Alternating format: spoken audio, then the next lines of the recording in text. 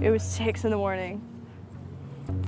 I got a knock on my door, a really loud knock, and I thought it was my dad who had locked himself out or something. So I opened it, and it's the LED flashlights and the really obnoxious bulletproof vest and the dragging me out into the cold when I'm in my pajamas. That was not fun. They seemed pretty shocked by the sarcastic, belligerent, angry teenager that they dragged out of bed that day. I don't know if it's just that I was 19 or that I was a girl, but they didn't expect this.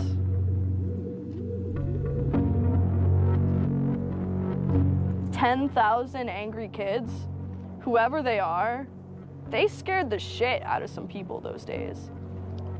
They scared the shit out of the powers that be. And that's why this is being investigated. That's why I'm under indictment. That's it.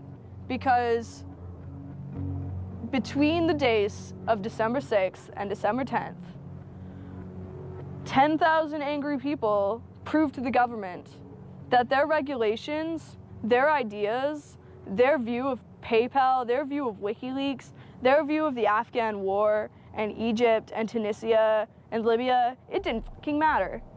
Their opinion no longer mattered because someone was out on the internet kicking ass. The computer hacker group Anonymous is claiming tonight that it took down the website of the Federal Appeals Court in San Francisco this afternoon. They took down Senate.gov servers, they've taken down HB Gary. Sony's claiming they did $150 million worth of damage. So many confidential files that tonight, because of these hackers, can be in the hands of anyone. Visa, MasterCard, the PayPal situation. The criminals who hacked into Sarah Palin's private email. The Church of Scientology says Anonymous is a cyber terrorist group of religious bigots. Anonymous and this other group called LulzSec. They seem to be wanting to prove a point. Anonymous kind of was like the big, strong, buff kid who had low self-esteem. And then all of a sudden, punched somebody in the face and was like, holy shit, I'm really strong. And Anonymous calls itself the final boss of the internet. And sometimes it proves to be really fucking true. If you are going to violate the freedoms of the internet, you certainly better watch the fuck out. They are kind of the rude boys of activism. There's a real rough edge to them, which I think also is one reason why they garner so much love and hate from people, too. They represent a certain sort of chaotic freedom. Individual, young, nameless, faceless folks are having geopolitical impact. I mean, it's both exhilarating to realize that and terrifying to realize that. It kind of depends on how that power is wielded. We are legion. We do not forget. Expect us.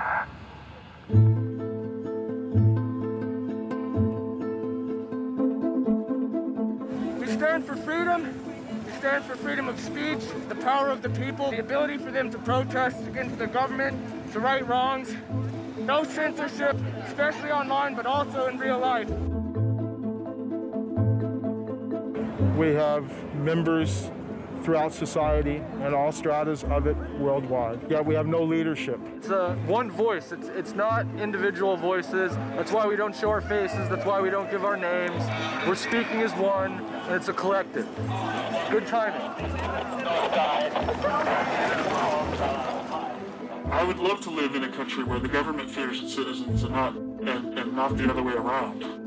But right now, plenty of anonymous actors are in hiding because of fear of reprisals by the government. I've been called many things.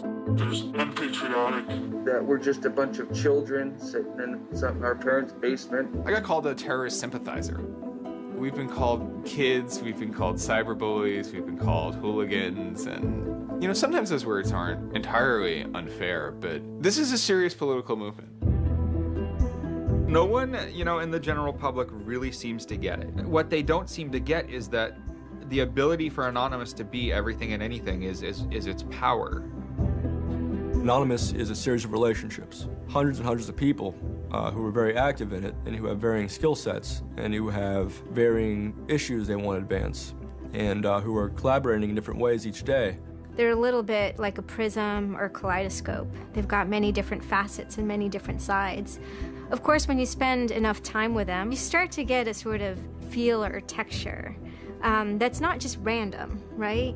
Yet it's very multifaceted, very rich, which does span from the quite lighthearted to the very, very serious. Bob Dylan had a line in a song saying, to live outside the law, you must be honest. They might do something which isn't technically correct, maybe it's not legally correct, but they're doing it for purposes that in their minds at least are ethical. People who know what they're doing, who share an ethos, who have a commitment to exposing and humiliating the man, who have a very low tolerance of lies and what they perceive as evil on the part of overweening power structures. They share information, they share tools and techniques, and they are currently having a very good time. The hacker culture, as we know it, really sprang from one place. It was MIT, and it was specifically the people in the Model Railroad Club, the Tech Model Railroad Club. Hacking originated as humorous pranks. When the guys at MIT put a Volkswagen up on top of the dome of the building, and people woke up and saw the car up there in the morning, or they measured a bridge by the body lengths of somebody. I would say his name was Brian, and discovered the bridge over the Charles River was, 822 Brians. These are funny things. That's where hacking originated, and it migrated into engineering and computer communities. It's witty, it's pranks. Basically, Microsoft and Apple both got their entire start off computer crime. Bill Gates stole pretty much all of MS-DOS. Steve, Jobs, he was creating boxes to defraud the phone company, I always saw hacking as implicitly political. But hackers, whether they're conscious about it or not, whether they're explicit about it or not, make a statement about how we should treat information. And some years after my book came out, one of the people I wrote about, Richard Stallman, got very publicly and explicitly political about open software. He believed that software should be free. Free as in freedom, not free as in beer, as he put it there. Behind it, whether misguided or not, there's a political impulse. Hacktivism was a term coined by a group called Cult of the Dead Cow. The Loft had an interesting relationship with the Cult of the Dead Cow. There was 3 members that were in both organizations. And we kind of kept like the serious security research that they would do under the Loft name. And if they were doing some sort of just goofy stunt-like things, they would do it under the Cult of the Dead Cow name. Because the Cult of the Dead Cow was really kind of sort of like a propaganda type of organization.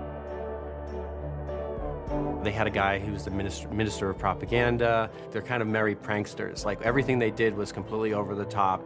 They would dress up like Mr. T sometimes. They would do rap songs at DEF CON, like a rap performance. One of the guys there, I think his name was T-Fish, short for Tweety Fish, coined the term hacktivism because he saw one of the things his group was doing, which he called hacktivism, was writing software that people in other countries could use to communicate securely, even if their government was spying on them. So the principle was freedom of expression. It was everyone should have access to the internet. Everyone should be able to communicate and get their message out on the internet. Even more important in countries where there was repressive regimes, that if you said something against the regime, they would come and take you away, and you weren't saying it anymore. A good place to start are with what has often been called virtual sit-ins, which use the tactic of a denial-of-service attack. Denial of service has been around for a long, long time. The equivalent of like if you for some reason wanted to disrupt a bus service, right? You can hire 1,000 extras to all go and like line up at the bus station, right, and get on the bus, and so that anyone who was really trying to get on the bus couldn't do it, right? It's as simple as that. When you stop trying to visit, website goes back up, no permanent damage. And this tactic has been used by a number of different groups. Probably the most famous is the Electronic Disturbance Theater. Another really interesting case happened in Germany, where a group of activists got together who wanted to protest the fact that the airline Lufthansa was using their planes to deport immigrants, and they would take down the site. And in fact, eventually the German courts ruled that this was a legitimate form of protest.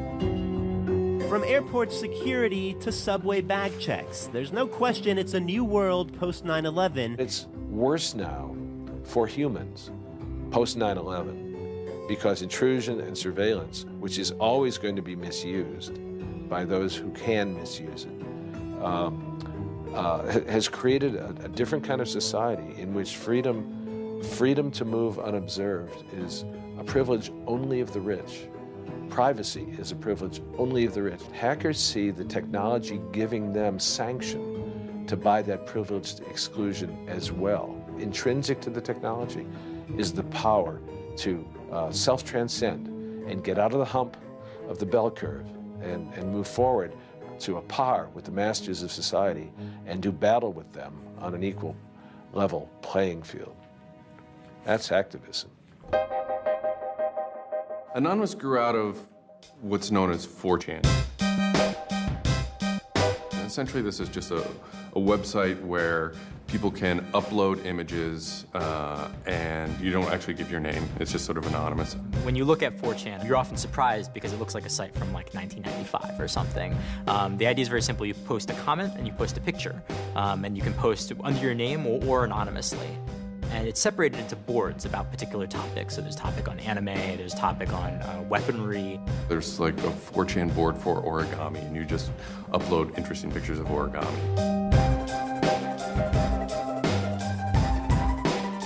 And then there was a group called the B board, which essentially was for like anything goes. The first time anybody goes on B, it's kind of an instant revulsion. Because there's never a time that you go on there where you don't see something horrible. That instantly puts off a lot of people. The idea is post something that can never be unseen.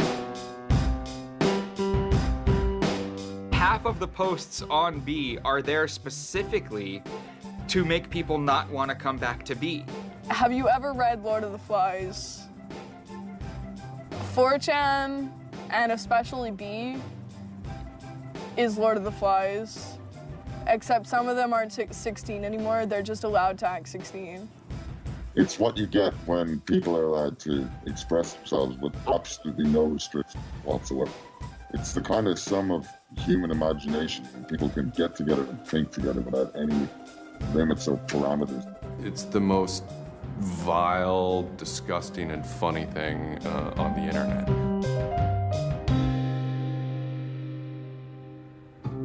4chan was founded by Chris Mootpool when he was very young, maybe 15, in the early 2000s. He started 4chan because he was a big fan of Japanese animation. Chris Mootpool is the sweetest kid you've ever met in your life. He's small and he's got these sort of like tiny features, and he runs the most disgusting website in the world.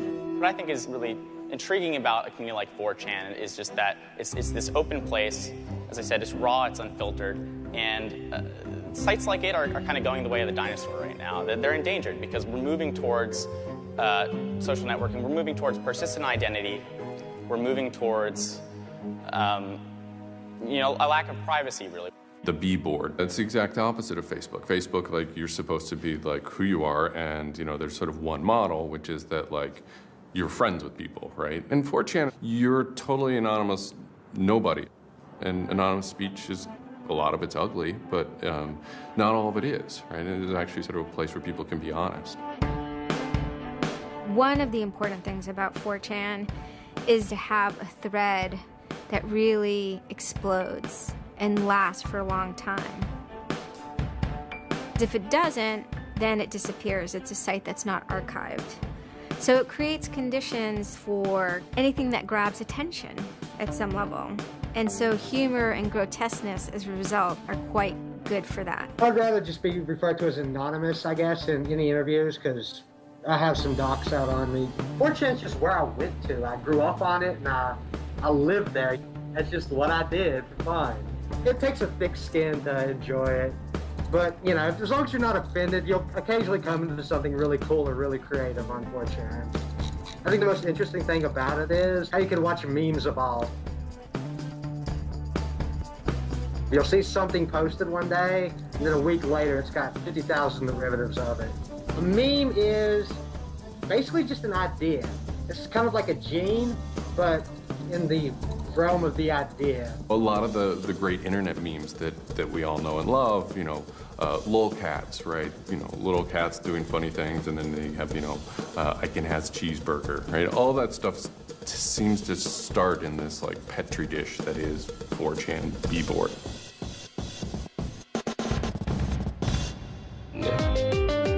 Say it publicly and your insane chocolate rain. Name any meme from the last about 6 years, and I'll bet you either in its first posting ever was on 4chan, or at least one of its earliest revisions that became what it was on 4chan. I can see the food situation is so we'll be on our way. It's basically the best breeding ground for internet culture, as far as I'm concerned. With your neighborhood insurance rates, chocolate rain. 4chan is also very known for acts of trolling. Trolling is a fucking art. Trolling is getting the person you're talking to get as pissed off as they possibly can, and for no reason except for your own enjoyment. Maybe you're trying to illustrate a point, but it's mostly for your own enjoyment. For them, it's funny that like people think the internet is serious business, and if people think the internet is serious business, it's a troll's job to make their life terrible. The idea of Anonymous came initially as a joke. I mean, somebody suggested that what if the whole site, what if 4chan, what if B was just one person? And what if that's just one guy called Anonymous sitting somewhere, and you're just reading all these posts by one guy? And it kind of looked like that from the outsider's perspective. I mean, there's no way to tell the difference. It might as well be one guy. Fox News did a very famous segment about it. They call themselves Anonymous. They are hackers on steroids, treating the web like a real-life video game, sacking websites, invading MySpace accounts, disrupting innocent people's lives. And if you fight back, watch out. Destroy. Die. Attack. Threats from a gang of computer hackers calling themselves Anonymous. I've had 7 different passwords, and they've got them all so far. Anonymous hacked his site and plastered it with gay sex pictures. His girlfriend left him. She thought that I was cheating on her with guys. As long as I can think back, Anonymous have done some pretty off-color things in the name of getting cheap laughs, you know. But, I mean, that's part of the culture. They get what they call lulz. Lulz is a corruption of LOL, which stands for laugh out loud. Anonymous gets big lulz from pulling random pranks. For example, messing with online children's games like Habbo Hotel. Habbo Hotel was this online community where you had an avatar and you walked around and talked to other people. It was kind of like an early version of, you know, World of Warcraft or Second Life or any of those virtual worlds. What the people on B did was invade Habbo Hotel, created, you know, thousands of avatars. They all had this one uniform of a black guy with a big afro wearing a black suit. And so there would be thousands of these people, black guys, black suit, you know, huge afro, walking around this world, and they would do things like form a swastika out of themselves. And I think that was a real landmark because it was when they were able to see that, you know, they can use their numbers to do something really interesting and really disruptive. So we blocked the entrance to their pool, and that just pissed them off so fucking much. It was fucking beautiful. That was fucking just wonderful. Wonderful times. Those kids love that pool. They love the shit out of their pool. The goal was actually to offend everyone, simply because the idea that we could offend you by drawing a little shape on the screen was stupid to the people involved in it. They were like, really? You're going to get that mad over us just drawing this on the screen? Wow, well, you need to refocus a little on life because this should not be upsetting you that much. Barrett Brown. I'm the director of Project PM and former operative with Anonymous. We were targeting furries, which were a subculture of people, of course, who, a lot of people on 4chan find irritating by virtue of their being irritating. A furry is someone, generally a male who's autistic in his 20s, who identifies with animals and oftentimes has sexual attraction to other people dressed as animals. There's diaper furs, furs who enjoyed wearing diapers, baby furs who enjoyed thinking themselves as a baby. We had furry infiltrators, people trying, we had secret groups. Mine was called the Illuminati /I/Illuminati, and we were, our goal was to wreak as much havoc as possible because it was stupid. There's a point, when I was, otherwise, seemingly respectable writer, in 2007. My first book had come out like that, but I spent my evenings on Second Life, that big, virtual world, riding around in a virtual spaceship with the words "faggery daggery do" written on it, wearing afros and dropping virtual bombs on little villages at concerts and waving giant penises around. And that was the most fun time I've ever had in my life. All these different organizations online, whether it's 4chan or just any website, there's typically a community aspect to it. This is where people have their social relationships. This is where their friends are. This is where they have a creative outlet.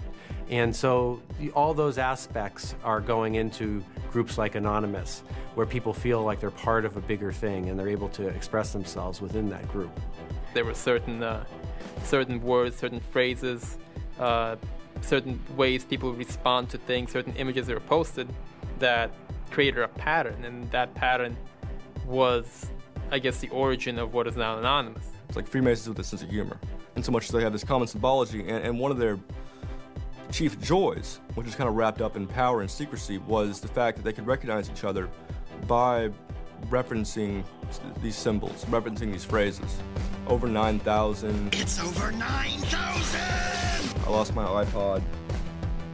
Mudkips, anything involving mudkips. So you have this weird sort of international culture developing with people, across the world, wherever they may be.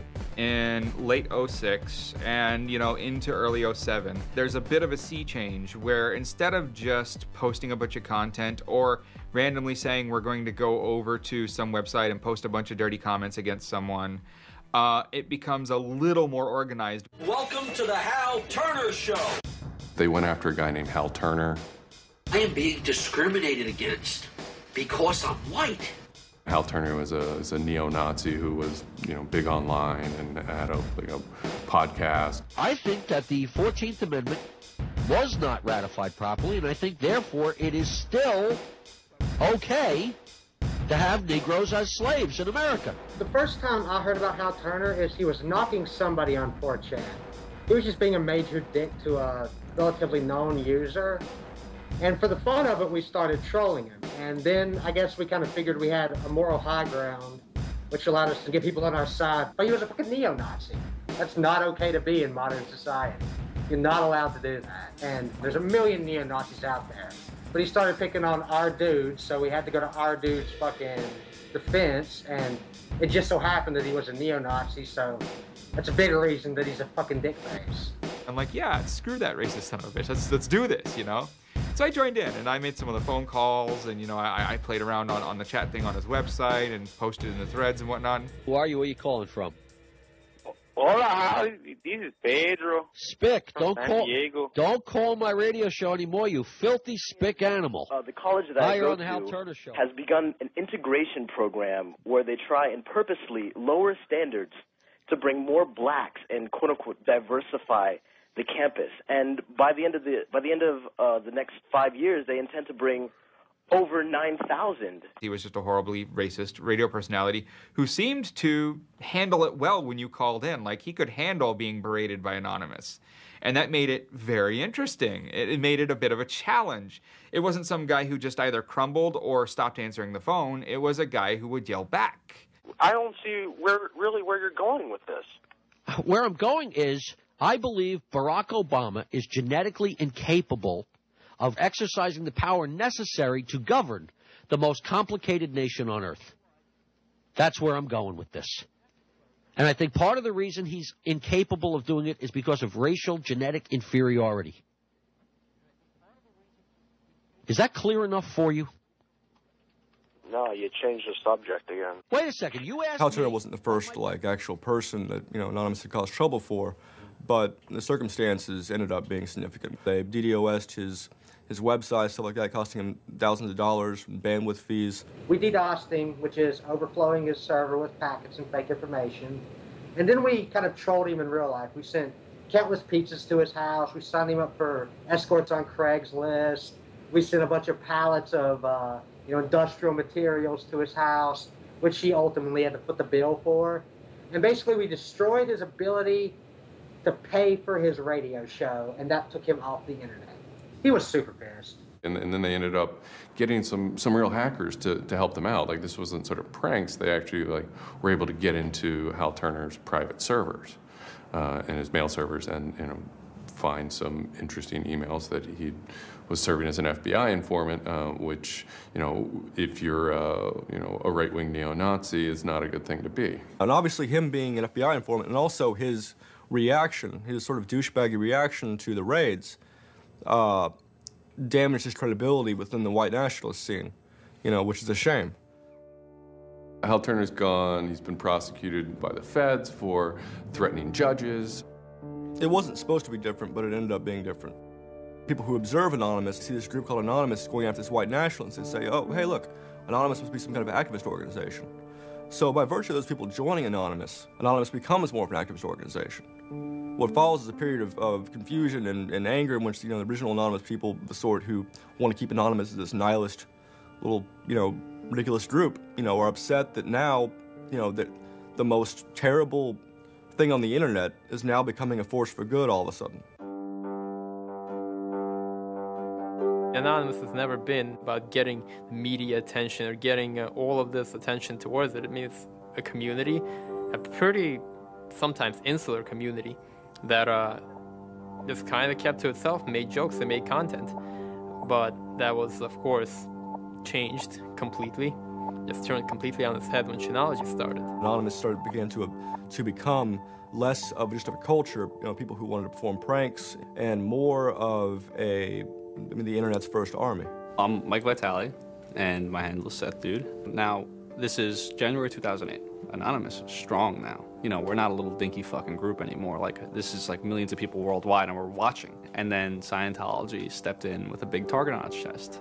A video came out of Tom Cruise. It was supposed to be like an internal Scientology video, talking about secrets of Scientology. Being a Scientologist, when you drive past an accident, it's not like anyone else.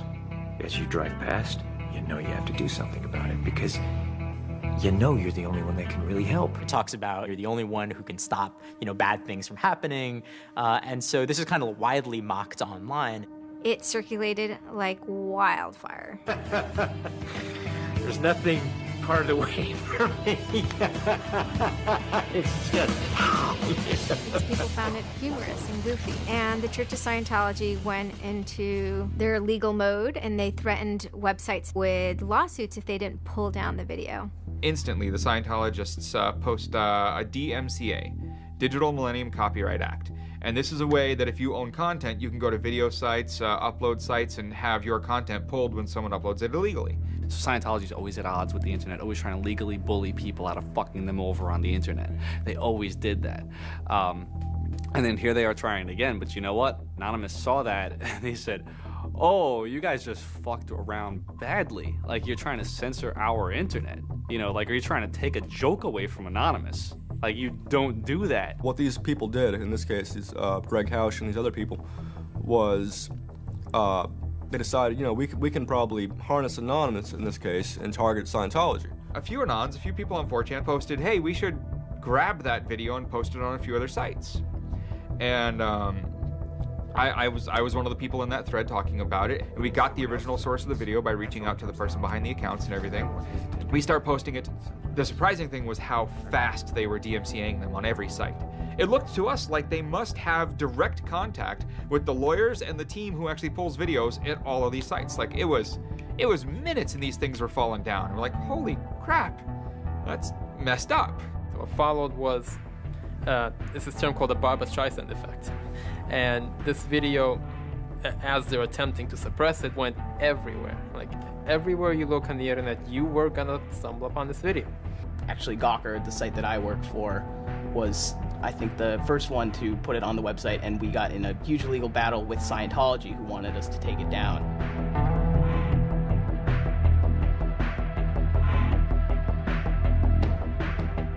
A guy joins the channel, and he says, you should all look at Gawker. So we go over to Gawker, and the strangest thing has happened. This big media company had the video up on their front page and basically had a comment underneath of it that stated very clearly that the FBI would have to come take their servers to get this video taken down, that they were sick of this abuse that was going on. That made us think, what have we gotten ourselves mixed up in here? Scientology is an interesting target because in some ways it's the perfect inversion of what geeks and hackers value. At so many different levels: science fiction, intellectual property, discourses of freedom, science and technology. It's very proprietary, it's closed.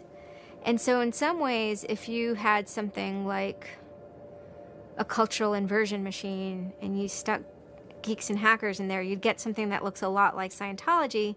So it's quite offensive, and there's a real pleasure in attacking your perfect nemesis. We're just such polar opposites, with them being secretive and us hating secrets, and them being so inclusive and us being, anybody could say they're anonymous, and most importantly, how fucking self-important they were. They thought they were fucking untouchable. They thought that they were like their own little church mafia and shit, And Anonymous will, it's like a play toy now. We're gonna make you guys look stupid as shit. What really kind of dared us and set us off about Scientology is specifically the treatment of their critics. Anybody who says anything bad about Scientology is automatically some sort of criminal, some sort of crazy person, a drug addict. It's just that kind of mentality, that kind of, like, if anybody says anything bad about you, we're gonna fuck you over in the worst possible way. It resonated like this feeling of disgust within us. That was a big problem. That was the big problem. The censorship aspect of it. The audacity of this cult, this creepy cult, to go into our territory and tell us that we can't post this? No, fuck them. No, it's not gonna happen. And people who knew what Anonymous was to begin with were like, oh my god, Anonymous is going to go to war with Scientology. This should be really interesting. Especially because it's two weird-ass groups. I mean, I've been an Anon for a long fucking time. I know Anonymous is really strange. They're weird, and the stuff we like is weird, and it's really not mainstream at all. Now you have Scientology. Also really weird. A lot of crazy shit goes down.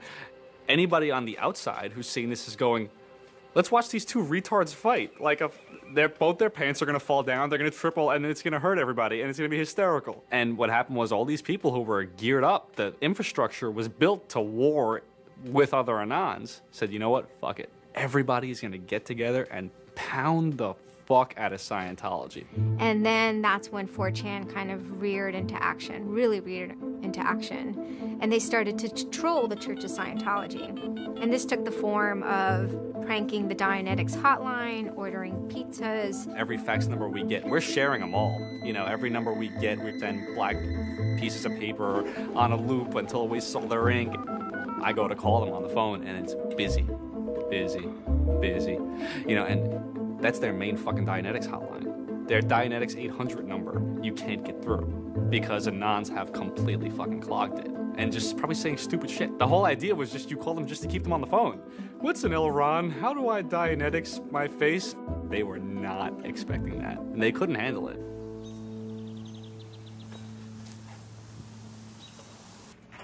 I'm Brian Mettenbrink. I always liked anything technical, mechanical, anything sciencey, really.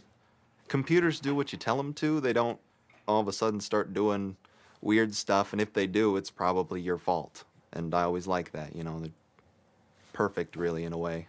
I had just gone to 4chan just on pure happenstance, and I saw a post about the Scientology thing, and I started looking up stuff, and I'm like, oh, this is actually for a decent cause. I think I'll, do this. You started seeing all the stuff in B, and I saw the stuff in B then. Everyone's going to DDoS Scientology. Everyone's going to bandwidth rape them. Anonymous members have developed a distributed denial of service attack tool called low orbit ion cannon, which is taken from a computer game. Low orbit ion cannon is what's called an end game weapon in Red Alert. All you had to do was literally follow instructions step by step. I downloaded a program that's free and legal for anyone to download and use. And I followed the instructions and I typed in www.scientology.org and I pushed go.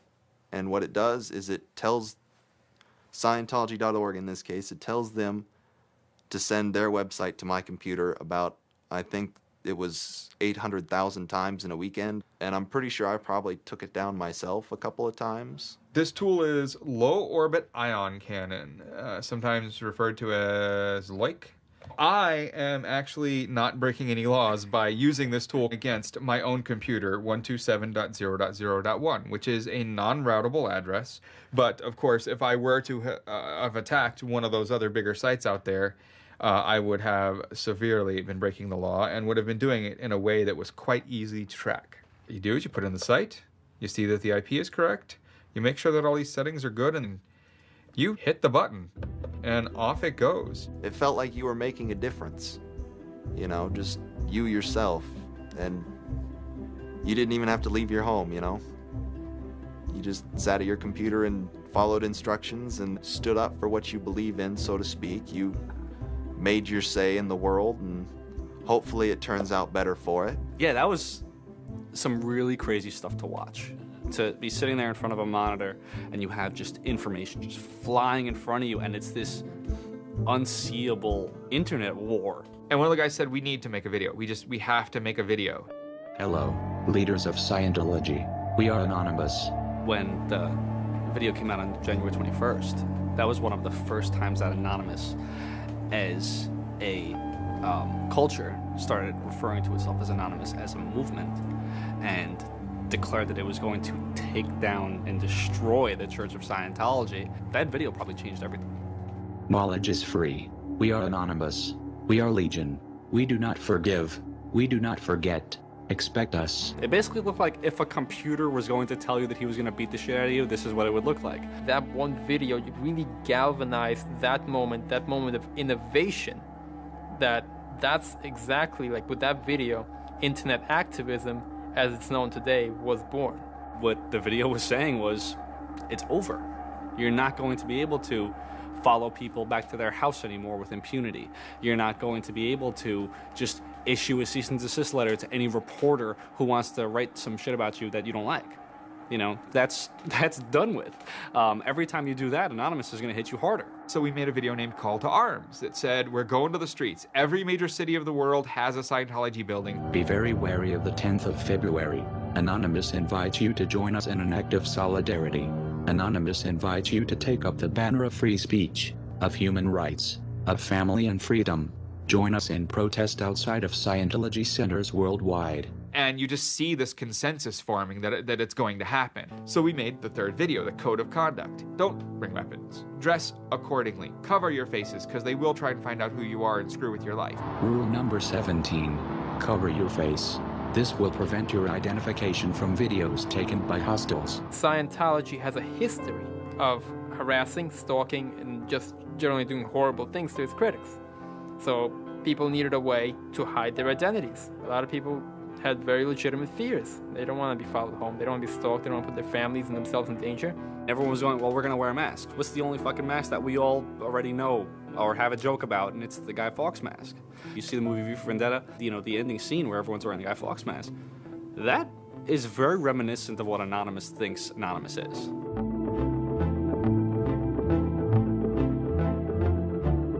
We wanted to represent anonymity in some way when it moved into real life.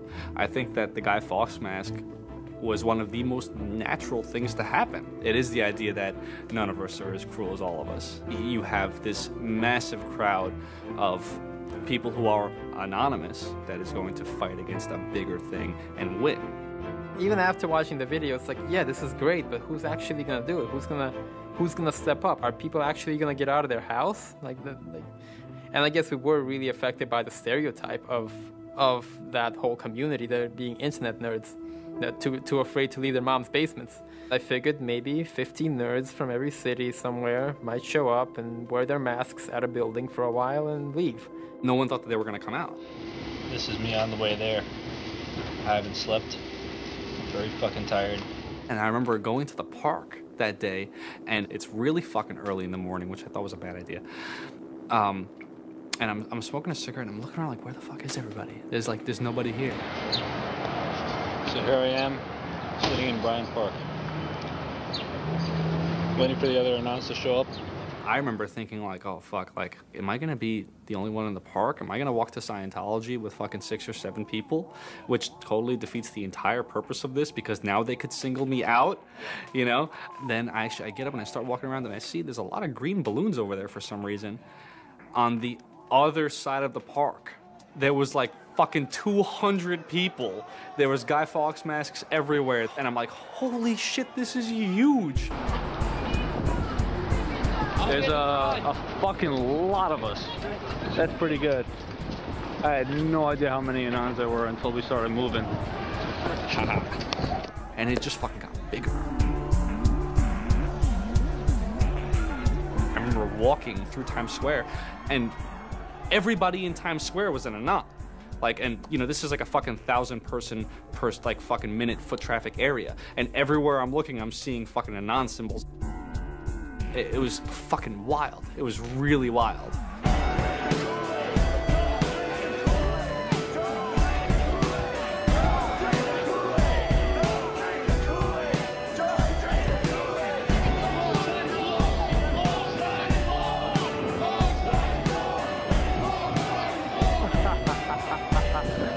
This is our fucking race. Hell yeah! So we start getting numbers in. And Sydney.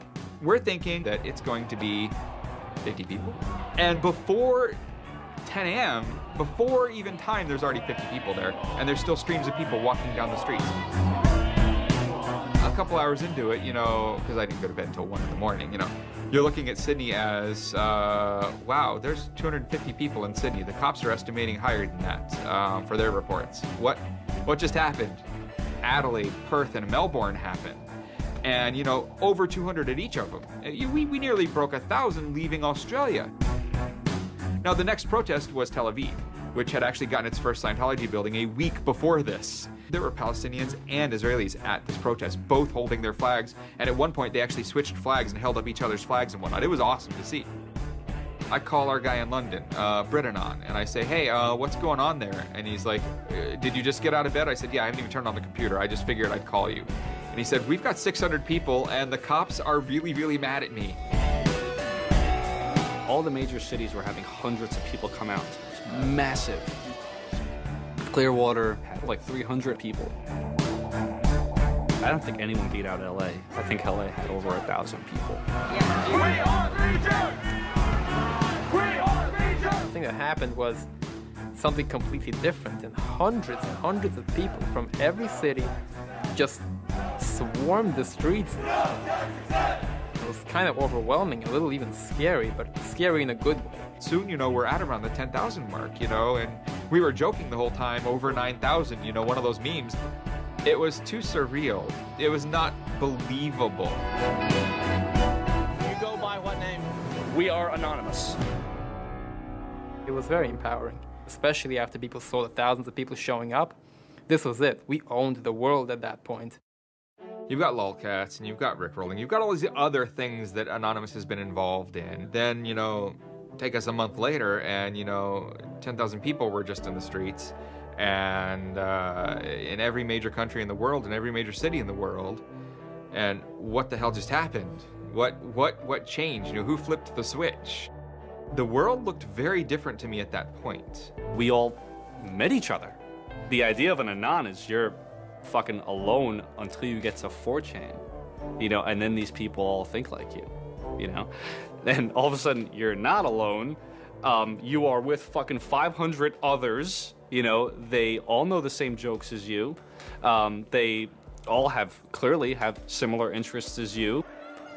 Here's your culture. You meet your own people finally. immediately you felt like you were at home. If you were an Anon, you were at home. We all like spent years in the same place, looking at the same pictures, laughing at the same jokes. You know, we pretty much were already friends, even though we've never ever met. It was very happy. It's perhaps a little surprising.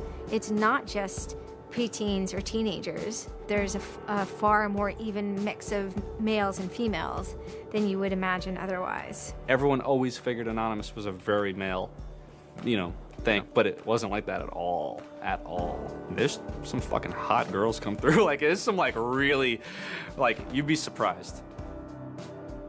And there were a lot of these so-called guys who weren't socially good. They were very awkward. They still lived at home at 23, half of them virgins. And I'll tell you, the amount of those people who got laid from these protests happening is in the thousands that would not have for years probably. That's why those protests were so important. It was a chance to finally meet other people that were previously anonymous and unknown, and hence it was the moment of the end of their anonymity.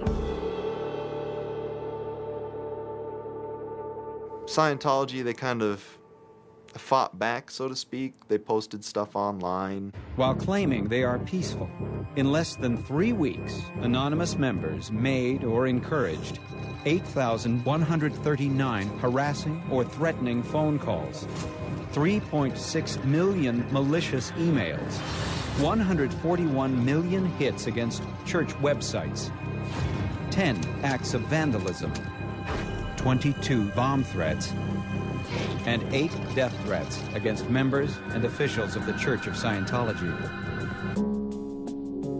They basically antagonized, really, is what they did, which is really one of the things they're great at. They wanted to find me. They did. They hired PIs. They started taking pictures of us, threatening to sue us. People were getting followed. People were getting followed home. It'd be a regular thing for someone to say, oh, I had to lose someone on the subway. I saw someone from the Scientology Center, and they were following me. They would follow us to our houses, try to intimidate us, send us cease and desist letters. They had a PI hand deliver a cease and desist letter from a very expensive lawyer. It was a double message there. It was a, hey, we know where you live, and we know your name, and here's something from our lawyer. Just these old tactics that they used to fight the activism they faced before the internet were completely ineffective against Chanology. Most of the people who received them actually framed them and put them on their wall.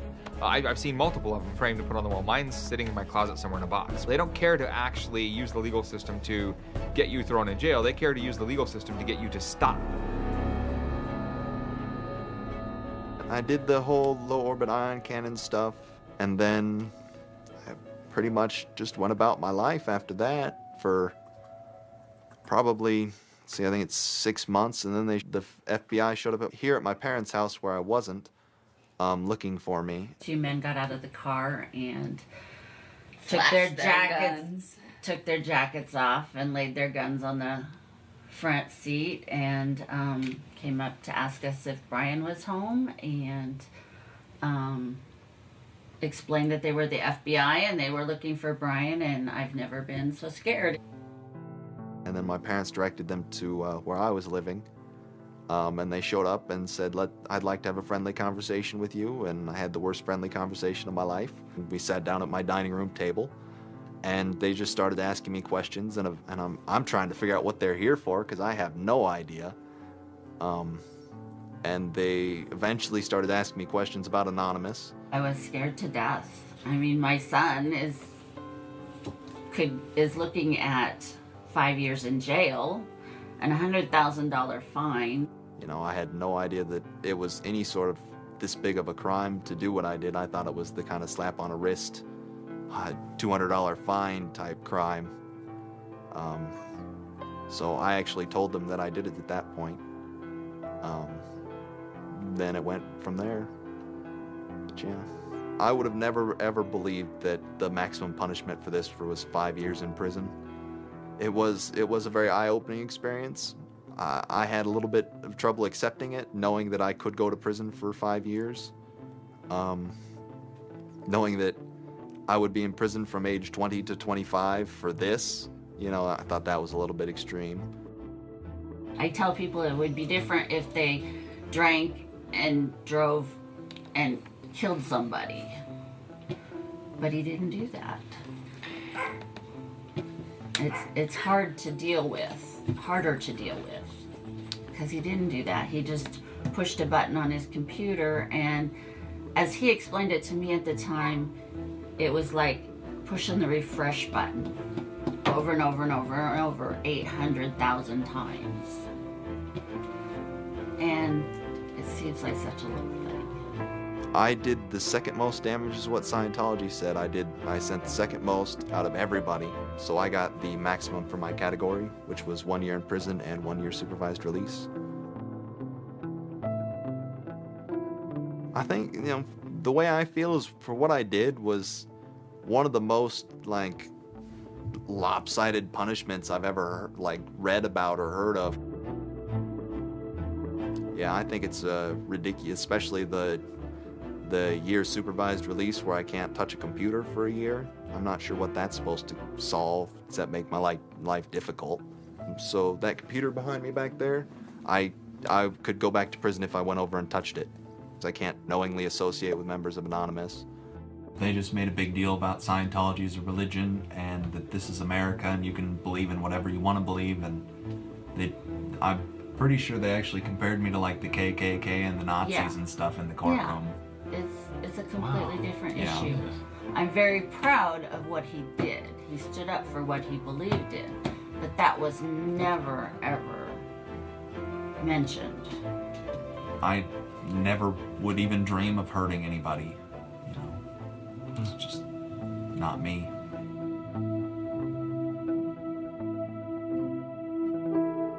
Prior to Anonymous, critics of the church still had to be very, very careful because of the aggressive lawsuits that were launched against academics, journalists, and other critics. I would say that era is over.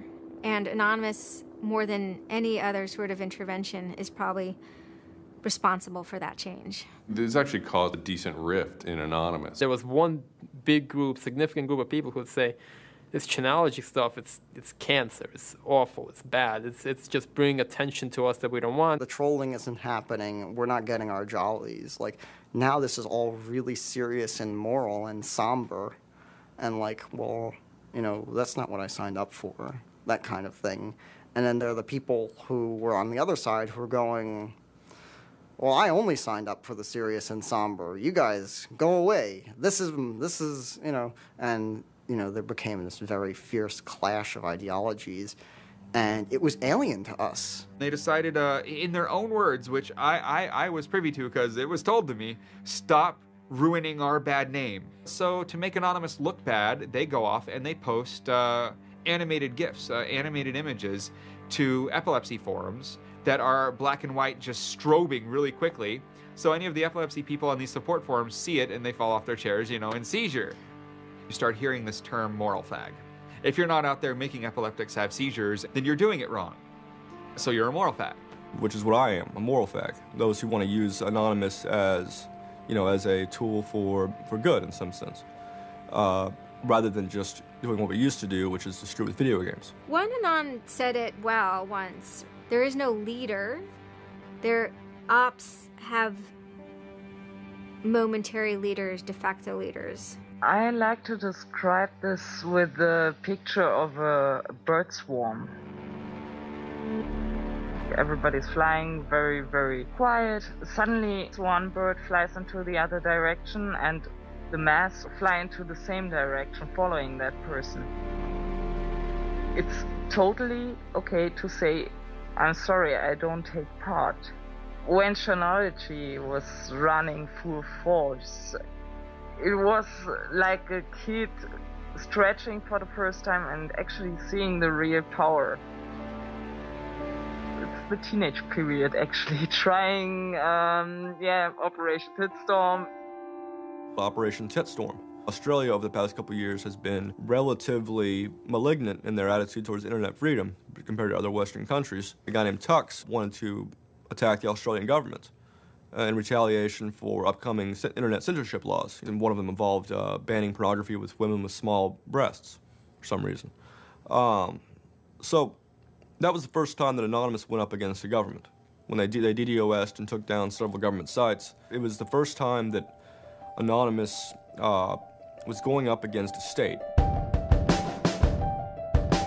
If you had asked me all throughout 2008 and most of 2009, is the politics of Anonymous always going to be sutured and hinged to the Church of Scientology? I would have said yes. And it became unsutured, unhinged, when a different political wing was born in 2010. The Motion Picture Association had hired an Indian software firm to DDoS the Pirate Bay. And Anonymous, coming out of 4chan, DDoS, the Motion Picture Association of America, as well as then other groups like the Recording Industry Association. It angered people for a lot of different reasons. I mean, obviously one of the reasons was that they were attempting to censor the internet. Another of the reasons, though, was that, you know, people in Anonymous had been arrested before for taking part in such attacks, say on the Church of Scientology and other targets that there had been before.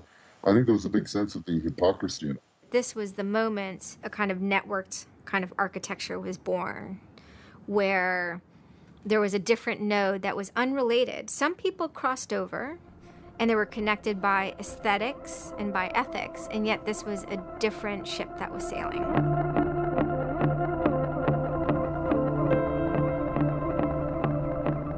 It is our task to find secret, abusive plans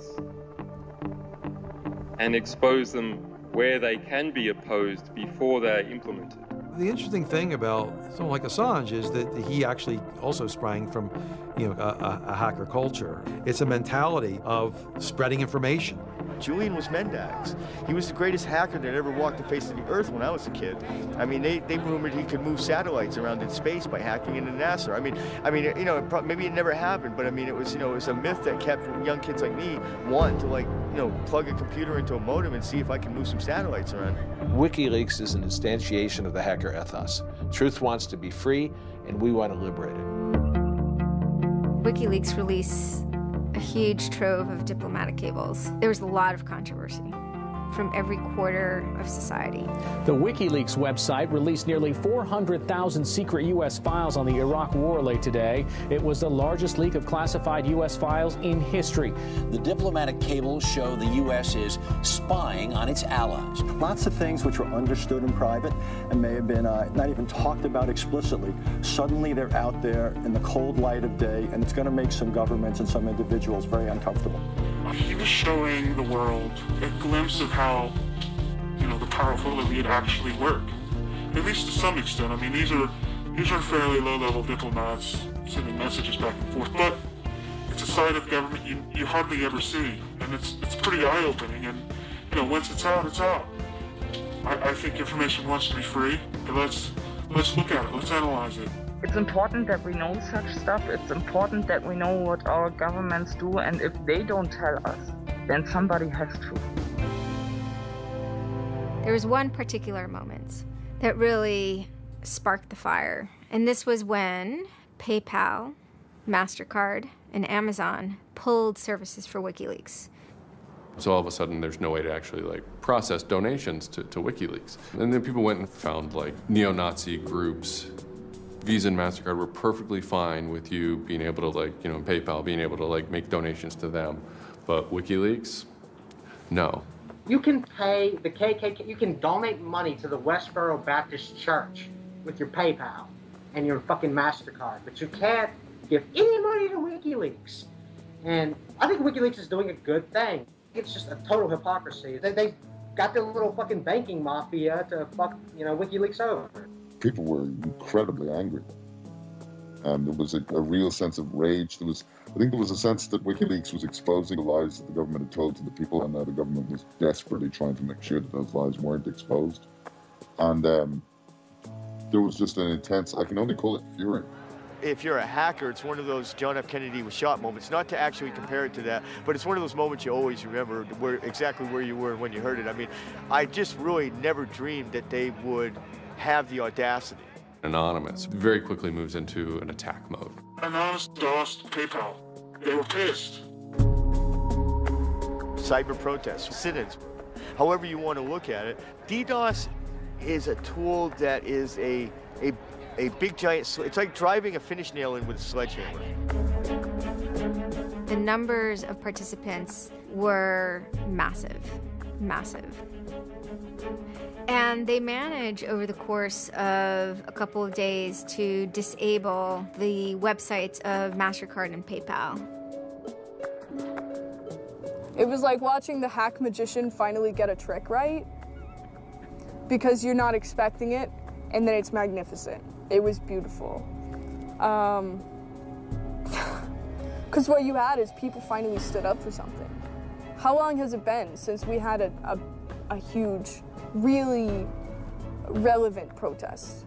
I'm not talking Tea Party, I want to bring my guns in public. I'm talking 10,000 angry people said this is not right, and I want to do something about it. Soon after, January 2nd, I believe, WikiLeaks was blocked in Tunisia. And Anonymous got wind of that. They then intervened, at first solely for the purposes of like stopping the kind of censorship that was happening. They did some DDoSing, and this was a time period where they were getting involved with what I would call non-internet-y social movements and building lines of solidarity. My name's Pete Fine. You can call me an internaut or a hacktivist. Telecomics is an ad hoc cluster of volunteer net activists who have spent much of the last year trying to keep the internet running in the Middle East. During that time, we saw the Tunisian government not only censoring and filtering the internet, but also doing some kind of technical trickery to steal people's Facebook passwords and delete their posts and see who was posting what, and, you know, fake posts, stuff like that. Some Tunisian hackers came to us. They were members of Anonymous, and I didn't even know we had members of Anonymous in Tunisia, so it was a shock to me. And they had they had the keys to some parts of the kingdom, so to speak, when it came to the dictator in Tunisia. We went in on behalf of those Tunisian Anons, and we helped them get that and extract it, and then it went to WikiLeaks. The Tunisians overthrew Ben Ali, who was kind of a repressive dictator. A revolution that was facilitated by the internet, by Facebook and by Twitter. Not caused by it. I mean, 50 years of dictatorship has caused the Arab Spring. But the internet has certainly been helping. There's a video where they are thanking us for being involved, holding up a map saying we were the only one who stood by their side.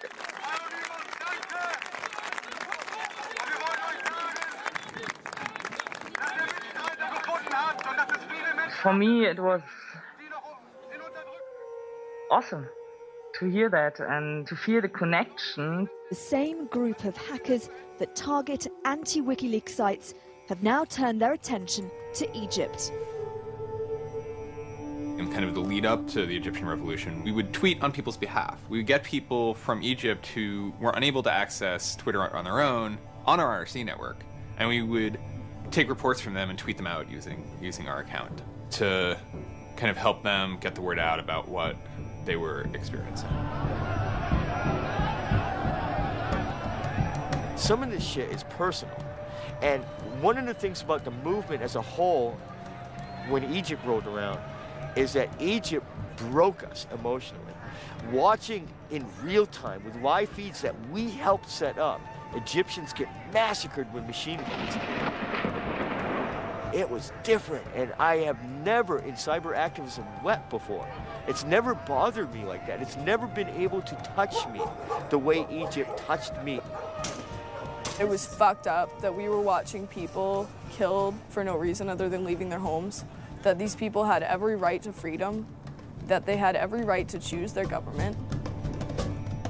And then January 27th, January 28th rolls around, and the Egyptian government starts shutting down the internet. I mean, just for the whole country. The whole country. There's this fantastic traffic graph that you can see the traffic coming out of Egypt, and it looks like, you know, like this. Just totally stops. And we were just shocked. I mean, we were just like, what the fuck? Like, what the fuck? To think that a country would completely cut itself off as much as it was able to from the outside world was pretty unthinkable. You know, we know bad things go on in the dark places. And suddenly it got quiet. I remember that somehow burned into my brain that first Twitter was flooded and suddenly everything was quiet. That's the kind of thing that could start riots. I think when Mubarak did what he did, I think it really upset people here as well as in the Middle East. I put myself in their place, and I found myself in a desert of nothingness because he just wiped out everything that my world incorporated. That just showed me and everybody else that the same thing can happen at any time, at anywhere, in any government. Anonymous and the people on the internet stood up and said, go fuck yourself. You want to shut down their internet? Fine. The people on the internet will show them how to turn it back on. It's almost like the internet as an actual thing. It's like the internet is a living thing. It's like a conscious thing that gets up and says, no, you can't do that. A lot of my friends helped with encryption, helped people on the ground in those countries validate SSL keys and certificates, and really showed them how to subvert their government and become free. And then telecomics started to tweet connections to the internet, dial-up connections. In Egypt, the care package we put together included some kind of our comms information, the ham radio and dial modem details. In total, we helped coordinate and run about 500 dial-up modem lines. We also Googled up treatments for tear gas and other kind of basic medical treatment and found folks who could translate that into Arabic. Sort of put this together in a nice one-page PDF and fax, and off it goes. I think the most effective thing was shutting down government websites. We're taking your dictator's web pages down. It is cyber warfare at that point. When you're dealing with a dictator like that that's killing people, all the gloves are off. We are going to not just take your websites offline, we are going to destroy your every communications. We are going to wreck you like a nation state would wreck you.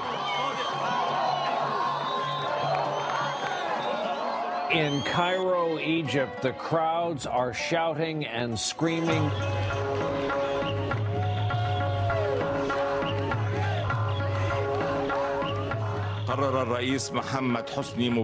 President Hosni Mubarak has decided to step down from the office of President of the Republic.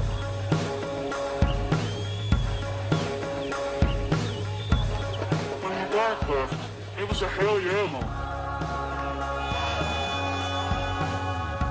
People can rise up, people can make a change. And I think for a lot of people in America, it was the first time they had seen people rise up and take down their government and say, we're sick of this shit.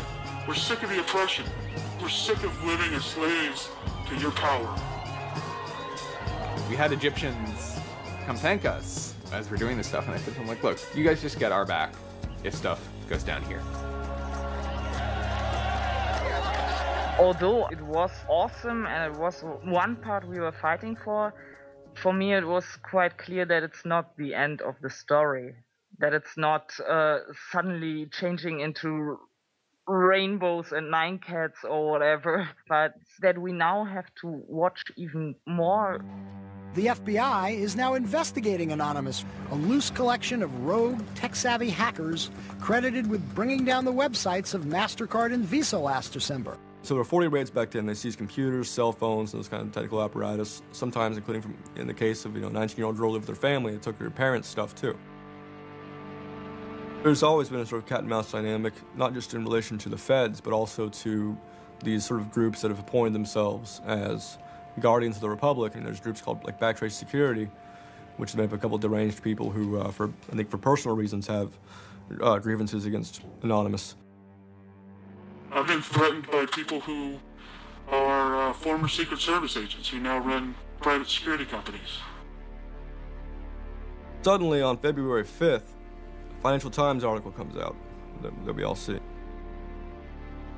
And it's quoting this guy named Aaron Barr, who's the CEO of HP Gary Federal, which is an intelligence contractor. And Aaron Barr is telling his Financial Times journalist, Joseph Min, that he's been secretly monitoring the AnonOps server where all this is going on, and has done so for several weeks, and using his own custom brand of information operations techniques, has managed to identify the alleged leadership of Anonymous, including 25, quote, lieutenants, unquote, some sort. We have to see this document. Everyone wants to know. We don't need to destroy him. We don't need to destroy his company. We just need to see the document, and we'll decide what comes next after looking at the document. So they get it. It was unbelievably easy to get into that network.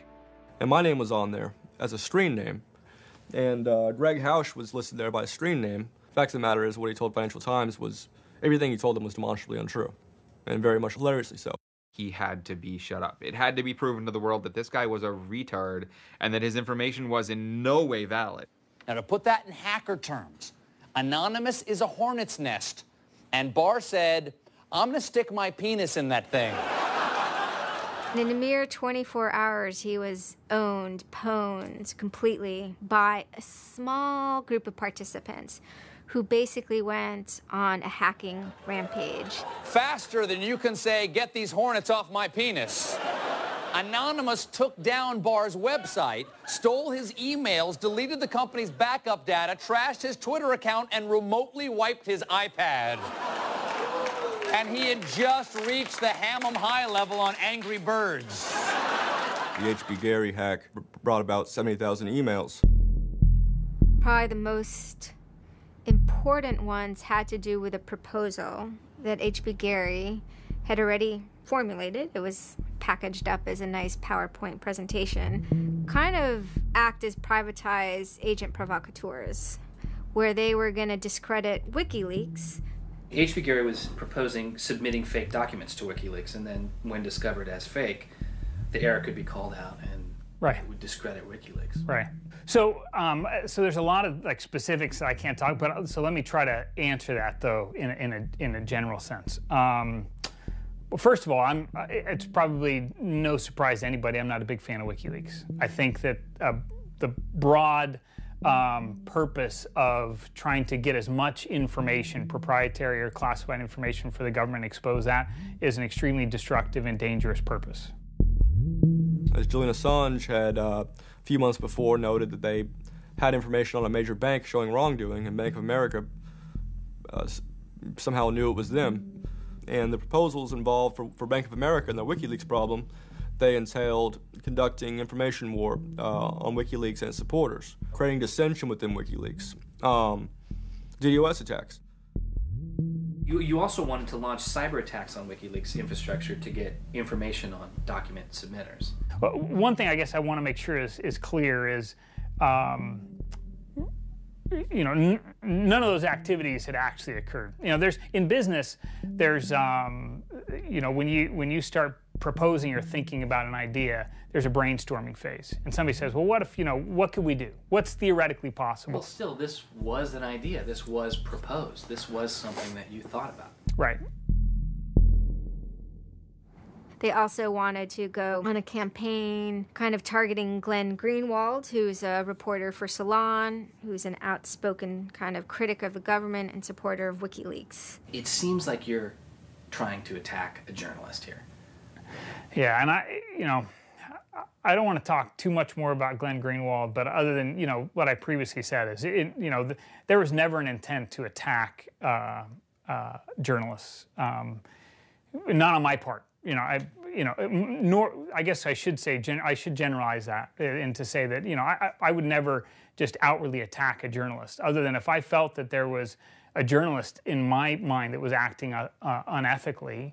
That, you know, that is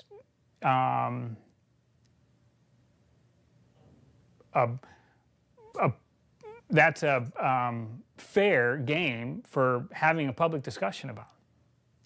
They were walking a very fine ethical line at points, and in many cases, the mass opinion is, no, they stepped well past it.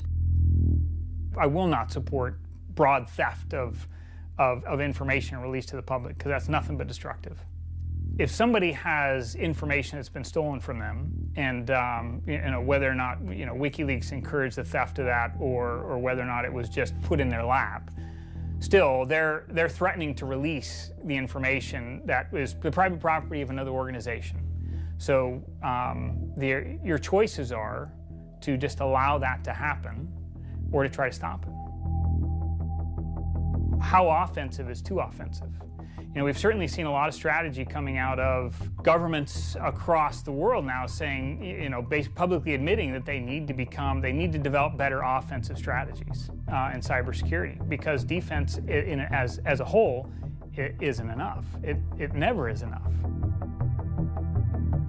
Some of the most important things that have had the most far-reaching influence and have been the most important in terms of what's been discovered, not just by Anonymous, but by the media in the aftermath, is the result of hacking. That information can't be obtained by the traditional journalistic process, or it can't be obtained or won't be obtained by a congressional committee or a federal oversight committee. For the most part, that information has to be, obtained by hackers. After this had happened, although only a small number of people had participated, the collective mood was exuberance within Anonymous. It was a kind of moment of the lulls being recharged, which people were excited about because people felt like the lulls had been running low during the Middle Eastern protests.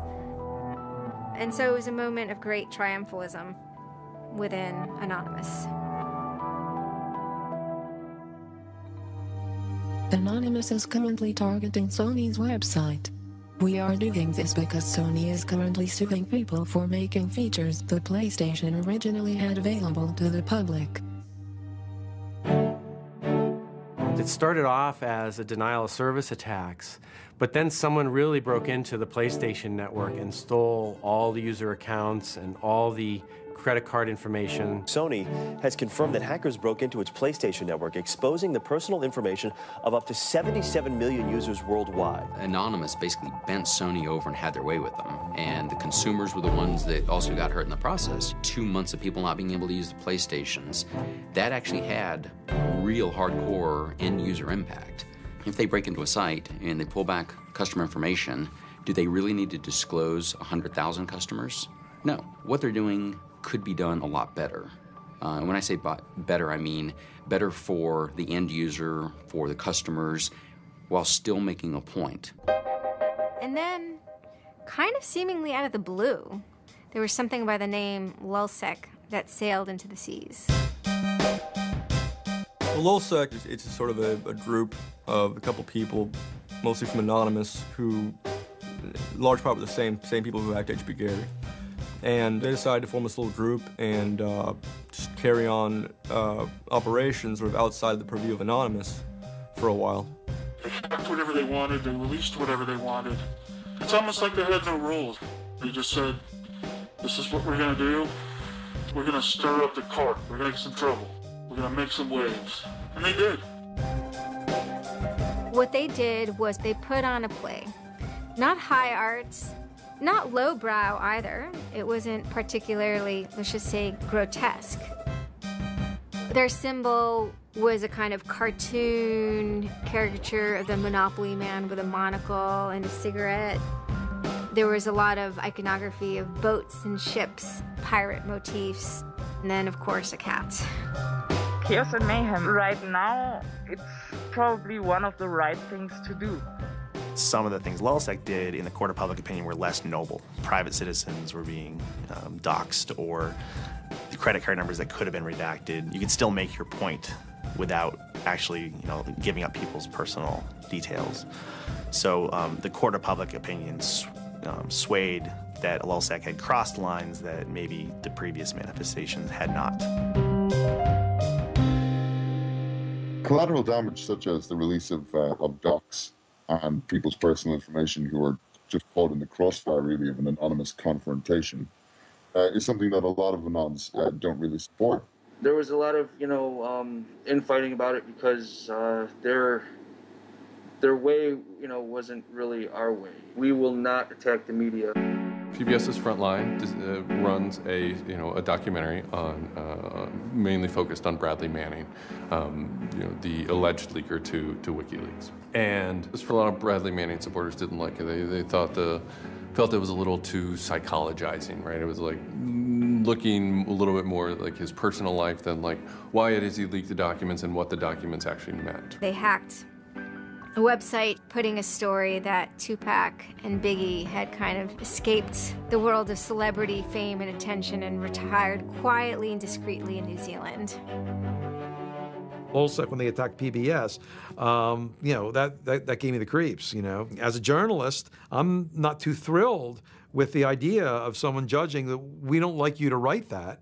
We don't like your reporting, so we're going to shut down your website. I'm uncomfortable with that. It could be me, and I could be writing something about a group that they didn't like. And, you know, hey, I'm happy to sit and talk with them about it, but, you know, don't shut my website down. This is obviously about freedom of speech, so attacking the press would be would sort of be a bit of a contradiction. So people always said, well, we shouldn't do that. And obviously LulzSec had a completely different agenda, so they had no problem doing it. They sort of saw themselves going out there, breaking into like anything, everything, governments, corporations, police departments, largely for the same reasons Anonymous would. You know, they went after Arizona for immigration policy, 50-day run, causing mayhem, havoc, and then, you know, ended it. The computer hacking group Lulz Security has announced it's disbanding, saying it had achieved its mission to disrupt government and corporate organizations for fun. I call this whole thing the rise of the chaotic actor. It's not like the first time we've had hacktivism, but we're definitely seeing like a renaissance in it. And chaotic could be chaotic good, neutral, or evil. You know, if you go back to the old Dungeons and Dragons charts. And some people see Anon-Ops initially, let's stick with Anonymous, as chaotic good. They saw Operation Payback, or they saw attacking Scientology, and they say that's good. It's like Robin Hood, right? Chaotic good. Outside the system, but doing something good. Other people saw Anon as chaotic evil, like the Joker. They just want to see the world burn and doing potentially irreparable damage. And the truth is, yes, it's the entire column of chaotic.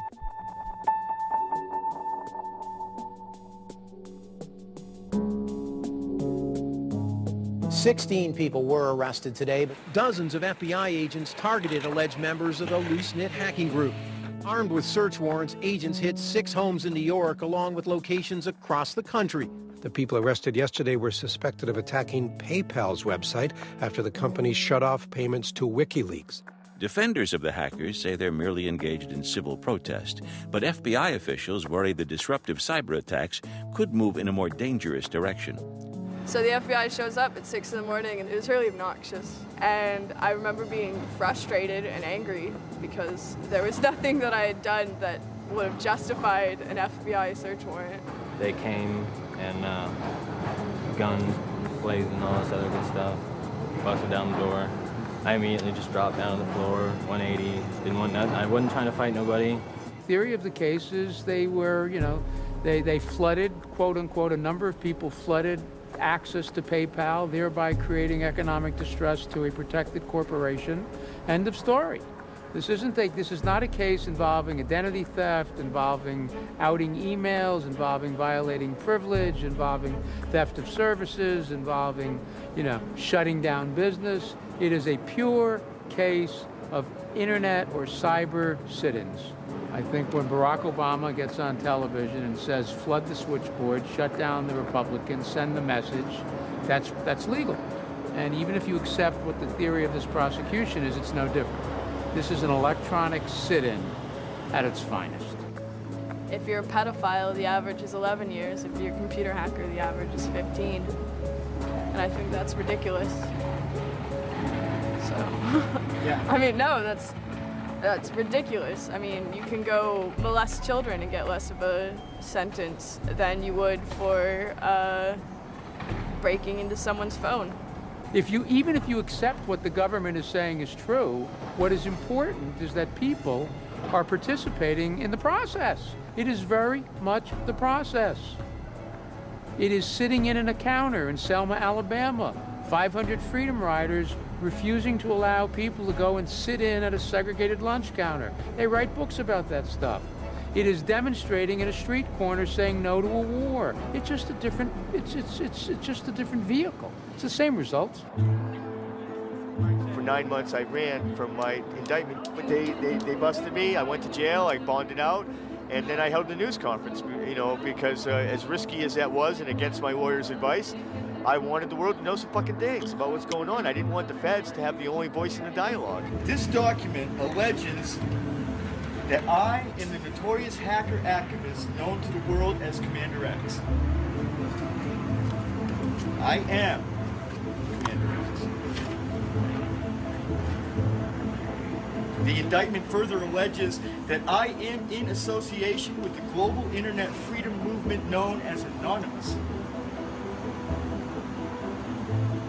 And I say yes, I am immensely proud, humbled to the core, to be a part of the idea called Anonymous. You know, I would never compare myself to people like Gandhi or Dr. Martin Luther King, but they were one person, and they were willing to go out and change the world. And their messages live on every day, through everybody. And to not take the chance of having something like that to do is foolish. I only wish we had 50 million Mercedes. I feel a lot more comfortable as a guy getting towards the tail end of his career if there were more Mercedes. There's always going to be legal consequence when you decide to break the law. That comes with the territory. And it would be naive not to expect that. The question is whether the punishment will be proportional to the crime. And I suspect it might not be. People will be watching very closely to see how these cases proceed, on what grounds, and whether there's any room during the trials to think, especially of the denial of service attacks, as a legitimate form of protest. So much of our lives are now configured, at least in part, on the internet, so we better start thinking about how we claim parts of the internet as spaces that we can also protest in. This is the point in history at which you decide whether or not protesting is possible online.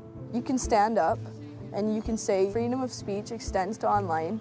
We have the right to not be monitored by our government because of our opinions. It's up to you. You're in the position of Huck Finn. Do you remember Huck Finn at the end of the book? He's told he's got to take that slave and give it back. Two things will happen if he doesn't. One, legally, he'll go to jail because Jim is property. Two, he'll be damned eternally and burned in hellfire because he's in an evangelical environment in Missouri. And Huck smokes his corncob pipe all night and thinks about it. And next morning he says, well, damn it, I'll go to hell then. In other words, he discovered that in order to be an expert at ethics, you had to transcend the legal and sanctioned religious appropriate truths of the day in order to access the meta-truth of both legality and righteousness. Well, hackers see themselves as Huck putting down that corncob pipe and saying, all right, I'll go to jail. All right, I'll go to hell, but I'm going to do the right thing. I suppose the question you really want to ask is, would I do it again? And honestly, after thinking about it, I felt that I did what was right. I had a belief, I still do, that what I did was the right thing, and hopefully someone got some good out of it. You know, I'd love to think that maybe I stopped someone from joining a cult.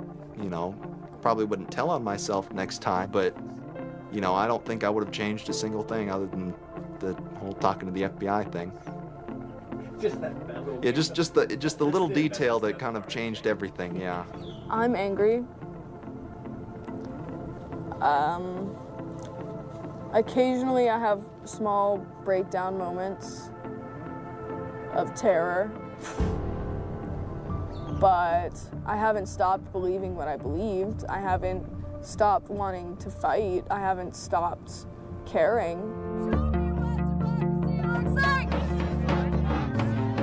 Show me what democracy looks like!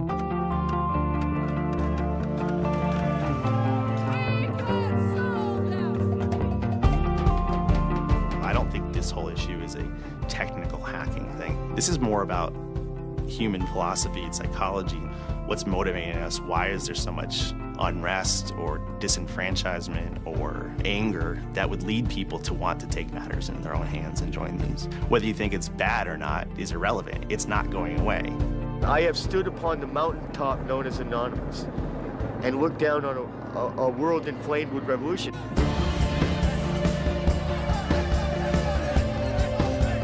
What can you say? Your spine tingles when you're at the cusp of history. When you're surfing, the waves of history, your spine tingles. There's a lot of people in Anonymous who feel very deeply and very sincerely about their contribution towards democracy around the world. And I think that's one of the main things that I'm most proud of about Anonymous. There are things that I'm not proud of about Anonymous, but we stand against censorship and we stand against oppressive governments, even our own. It's a very noble thing. If you have power in real life and you have money in real life, it doesn't fucking matter on the internet. What matters on the internet is your actual ideas. How smart you are, the quality of you. And when certain organizations, they want to extend their real life power onto the internet, it's not gonna fucking take because of Anonymous. And history teaches us that change simply doesn't come with flowers. It doesn't work. If they say I'm a criminal, damn, well, then I will be one. Anonymous is an evolving thing. It's like a phoenix. It might occasionally catch fire and burn to the ground, but it'll be reborn from ashes. It'll be reborn stronger.